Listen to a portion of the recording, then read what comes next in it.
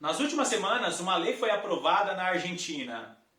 E essa lei permite que a mulher interrompa a sua gestação com até 14 semanas de gravidez. E existem muitas guerras e muitos conflitos políticos ao redor dessa questão. Mas nós estamos esquecendo de um detalhe, talvez o detalhe mais importante. Qual seria a opinião de Deus a respeito dessas coisas? E esse é o tema do vídeo de hoje. Seja muito bem-vindo ao canal A Lâmpada para os Meus Pés. É muito bom ter você aqui comigo.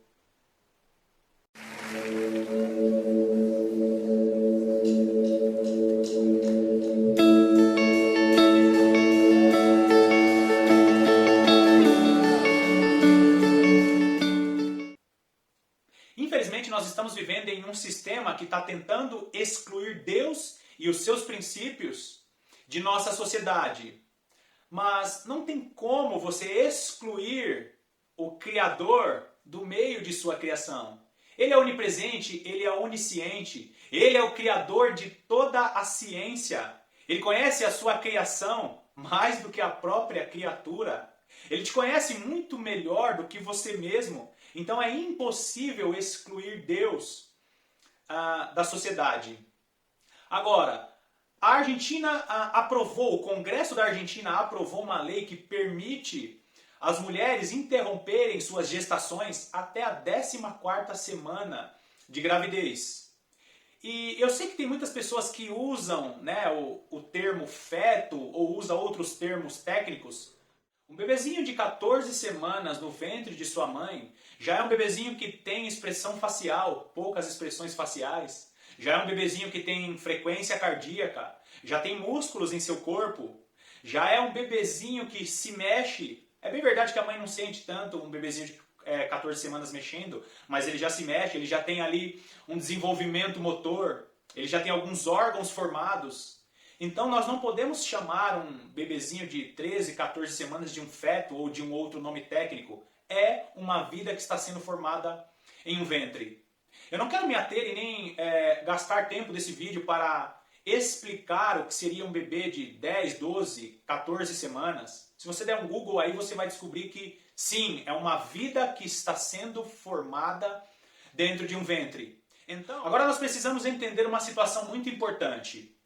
Essa prática de sacrificar bebê, e antes que você fale que é algo totalmente diferente, não é nada diferente. Nós vivemos em um mundo paternalista, nós estamos vivendo em um mundo humanista que tenta romantizar atos genocidas como este ato que eu acabei de falar.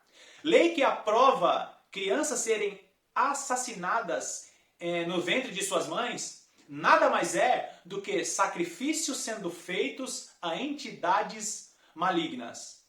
Eu já falei aqui em outros vídeos, todas as vezes que pecados são repetidos em determinadas regiões, aquele local se torna um altar de Satanás e as situações malignas começam a ser fortalecidas naquela região.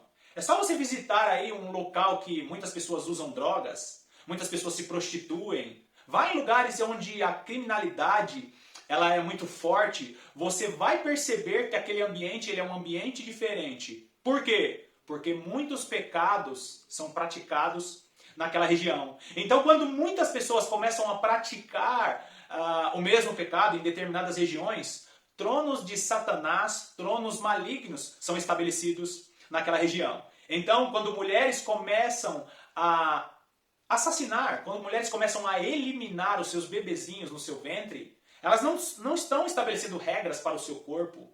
Aliás, essa história de meu corpo e minhas regras é muito contraditória, porque quando você decide tirar um bebezinho do seu ventre, você não está estabelecendo a regra somente no seu corpo, porque ali é uma outra vida que você não está dando oportunidade para aquela criança tomar aquela decisão. Bom, de acordo com a palavra de Deus, de acordo com as Sagradas Escrituras, os povos amorreus, há mais ou menos 1900 anos antes de Cristo, eles adoravam um deus que era chamado de Moloque. Segundo o Antigo Testamento e segundo os escritos antigos, nos rituais de adoração haviam atos sexuais e sacrifícios de crianças. Estas eram jogadas em uma cavidade que ficavam em uma estátua, que é a estátua de Moloque, que ficava ali mais ou menos na região do ventre de Moloque. E ali tinha um fogo e as pessoas que sacrificavam a Moloque jogavam as crianças no meio daquela cavidade e as crianças eram consumidas no fogo, vivas. Esse é um outro detalhe, as crianças eram jogadas vivas. Tal fogo seria, ao mesmo tempo, purificador e destruidor, e também chamado de fogo consumidor. Na antiguidade, um deus chamado Moloque, ele era adorado e as crianças eram sacrificadas em rituais a Moloque. Primeiro, olha só que coisa maluca isso. Primeira coisa, sexo desvairado, pessoas que faziam sexo, bebezinhos eram gerados dessas relações sexuais desvairadas e esses bebezinhos eram sacrificados a Moloque. Será que tem alguma diferença em relação ao que nós estamos vivendo hoje? A aparência de Moloque era de um corpo humano, com a cabeça de boi ou leão. E no seu ventre havia uma cavidade em que o fogo era aceso para consumir os sacrifícios que infelizmente eram crianças, como eu falei no começo. Agora olha só que coisa, né? Levítico capítulo 20, no versículo 2, a partir do versículo 2, diz assim: olha só o que Deus está falando para o povo de Israel. Também dirás aos filhos de Israel: qualquer dos filhos de Israel ou dos estrangeiros que peregrinavam em Israel, que der seus filhos a Moloque, será morto. O povo da terra o apedrejará. Voltar-me-ei contra esse homem e eliminarei do meio do seu povo, porquanto deu de seus filhos a Moloque, contaminando assim o meu santuário. E o homem, quando der seus filhos a Moloque e não o matar, então eu me voltarei contra esse homem e contra a sua família, e o eliminarei do meio do meu povo, e eliminarei do meio do seu povo, com todos os que após ele se prostituíram com Moloque. Olha que texto extremamente atual. Aqui, Deus está falando para o povo de Israel, através de Moisés, de que eles não poderiam sacrificar os seus filhos a Moloque porque eles estariam contaminando o templo de Deus. Quando você interrompe a gestação, quando você interrompe a vida de uma criança dentro do ventre de uma mãe, você está profanando o santuário de Deus. Você vai encontrar o apóstolo Paulo dizendo: acaso não sabes que o vosso corpo é santuário do Espírito Santo, que está em vós, o qual tendes parte de Deus, e que não sois de vós mesmo? Porque fostes comprados por preço. Agora, pois, glorificai a Deus no vosso corpo. É o que está escrito em 1 Coríntios, no capítulo 6, versículos 19 e 20. Agora, segundo esse texto, pensa direitinho comigo. Será que uma mulher, ela glorifica a Deus interrompendo a vida de uma criança em seu ventre? O templo do Espírito Santo. Será que ela glorifica a Deus? Você que apoia esse tipo de caso, será que você está apoiando a glorificação do templo de Deus, que é o corpo daquela pessoa? Sim, eu sei, tem pessoas que vão dizer, mas e aquelas pessoas que sofreram, né, foram estupradas e ela vai gerar um bebezinho que é fruto de um estupro? Vamos entender mais uma coisa, pessoas são estupradas e isso é vergonhoso, nós precisamos lutar contra isso.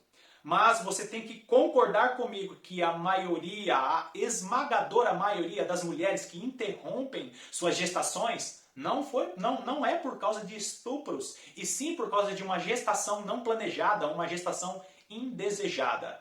É claro que se uma pessoa ela tem ali, ela gera, né, um bebezinho, está grávida de um bebezinho que é fruto de um estupro, tem que ser avaliado com muito cuidado e com muito carinho. Eu não estou dizendo que ela é habilitada para isso, mas as pessoas usam argumentos humanistas para liberar tudo aquilo que desagrada a Deus. Então cada caso, nesse sentido, tem que ser avaliado com muito cuidado.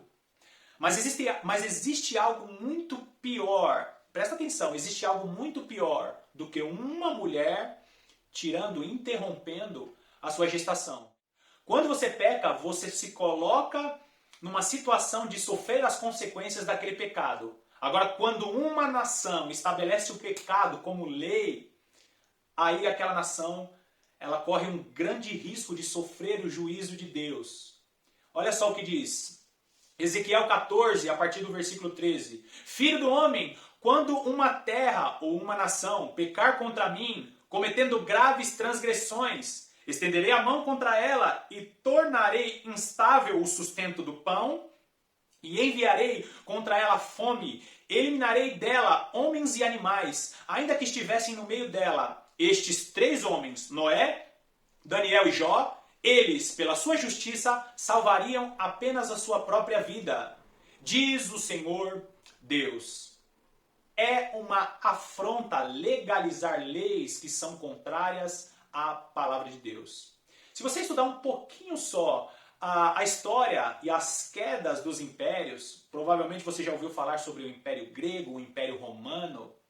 Boa parte desses impérios, se não todos eles, caíram depois de uma grande depravação moral. Boa parte deles legalizaram pecados, se achando ali como os próprios deuses na terra. Então não adianta, tudo aquilo que Deus estabeleceu em sua palavra vai acontecer. A palavra de Deus ela é orgânica, eu já expliquei isso aqui em algumas vezes. O que é algo orgânico? Uma árvore, por exemplo. Você joga a semente e aquela semente ela é regada e aquela árvore ela vai crescer. A palavra de Deus é uma semente orgânica. Você lembra daquele texto que fala e o semeador saiu a semear? A palavra de Deus é o quê? Uma semente e ela vai crescer. Então quando uma nação ela desrespeita a palavra de Deus, como a palavra de Deus ela é orgânica, as pessoas vão sofrer as consequências por estar quebrando a palavra de Deus. Então, toda nação que estabelecer o pecado como lei, toda nação que fortalece o pecado, que fortalece a iniquidade